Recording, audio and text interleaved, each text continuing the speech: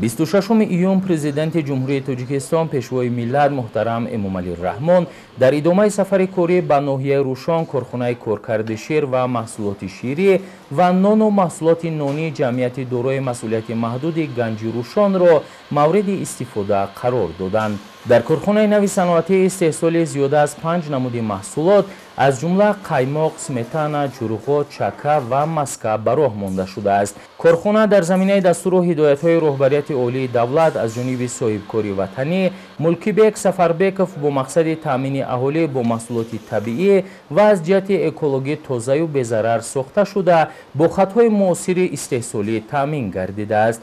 در آیشه اعلام گردیدن سالهای 2022-2026 سالهای صنعت‌کنانی کشور، من صاحبکار محلی سفربک ملکیبک تصمیم گرفتم که دستور و سفارش‌های پیشوای معظم ملت پرزیدنت کشور محترم امامعلی رحمان وابسته به تشکیل نمودن کارخانه‌های صنعتی به راهبری گرفته در مرکز ناحیه روشان کارخانه خرد صنعتی محصولات شیری گنج روشان و دستگیری حکومت جمهوری تاجیکستان ساخته با اشتراک به‌هسته جناب عالی استفاده داده شد. در کارخانه مذکور اساساً محصولات شیری و نانی و قنادی تیار کرده شده. ساکنان ناحیه امکانیت پیدا نمودند که محصولات خوش‌صفت و دسترس نمودند. تجهیزات و دستگاه‌های استحصالی کارخانه صنعتی از کشورهای پیشرفته جهان وارد و وصل و نصب گردیده است. در شرکت گنج روشان 10 متخصص محلی با کار دائمی و معاش خوب تامین شده است. اقتدار استحصالی گنج روشان در یک شبانه روز کارکرد 1 تن و در یک ماه تا 30 تن محصولات شیری دارای صفت بلند می باشد. سرور دولت محترم امامعلی رحمان پس از شناسایی با روند استحصالات در همین جا از نمایش محصولات کارخانه دیدن نمودند. در نمایشگاه محصولات شیری و نانی کارخانه نوی صنعتی که با صفت بلند استحصال و آماده می گردد معرفی کرده شد.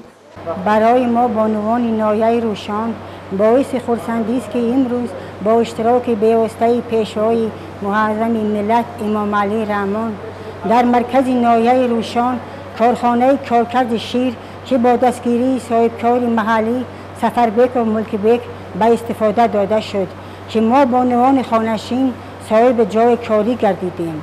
ما بانوان ناحیه برای دستگیری پیشوای ملت اظهار منتداری بیان میکنیم که برای صاحبکاران این خیلکارها را معین نموده است.